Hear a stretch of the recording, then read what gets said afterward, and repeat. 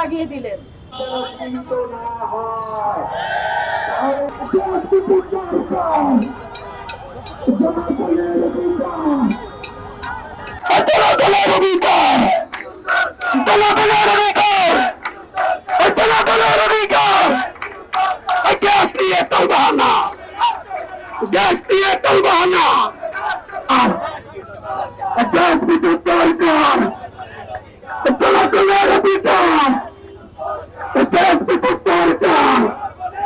চুলায় আগুন নাই, বাসায় আগুন লাগিয়ে দিলেন।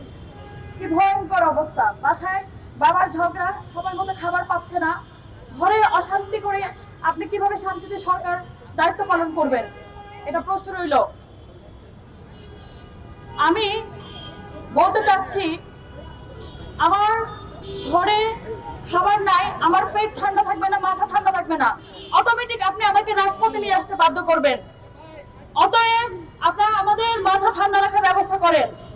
এটা সাধারণ আমার মৌলিক চাহিদা গ্যাস, তা পাচ্ছি না। আপনি প্রথমেই ক্ষমতায় এসে জ্বালানি দিয়ে টান দিলেন, বিদ্যুতের দাম বাড়িয়ে দিলেন, এখন গ্যাস নাই। কিভাবে চলবে একটি দেশ? আমার জুলাই গণঅভ্যুত্থানের পর এটাকে আমরা আশা করেছিলাম? অবশ্যই না। জুলাই বেশি দিন হয় নাই, আমরা রাজপথও ভুলি নাই। আপনি এমন কিছু করবেন না যাতে রাজপথে আসতে আমরা বাধ্য হই। আপনি একেবারে গ্যাস বন্ধ করে দিলেন। ফ্যাসিস্ট আমলে সে তো নিবু নিবু আলো দিয়েছে, এখন তো আপনি পুরো সুইচ অফ।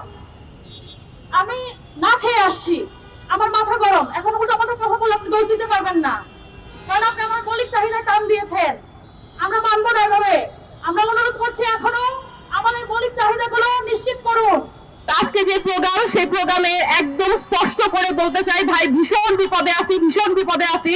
বাসার রান্নাটা ঠিক না হলে কোনো কিছু ঠিক করে করা যায় না। আর আপনারা যারা বের হন তারা হয়তো সিএনজি বা অন্য কিছু নিয়ে আপনারা চিন্তা করতেছেন, কিন্তু ভাই বাসায় রাখতে পারতেছি না। সকালবেলা যে খাবারটা দিয়ে বাসা থেকে বের হবে সবাই, সেটা সম্ভব হচ্ছে না। এটা অ্যাড্রেস না করলে এই যে বলতে তো হবে, আপনাদেরকে বলতে আসলাম এবং বাসায় যে আবার রান্না করতে হবে। তো এই জায়গাগুলো অবশ্যই নোটিস করতে হবে। দেশে অনেক সমস্যা থাকবে, বাট বাসার প্রবলেম ঠিক না করলে বাকি সমস্যাগুলো অ্যাড্রেস করে শান্তি পাবো না, শান্তি হচ্ছে না।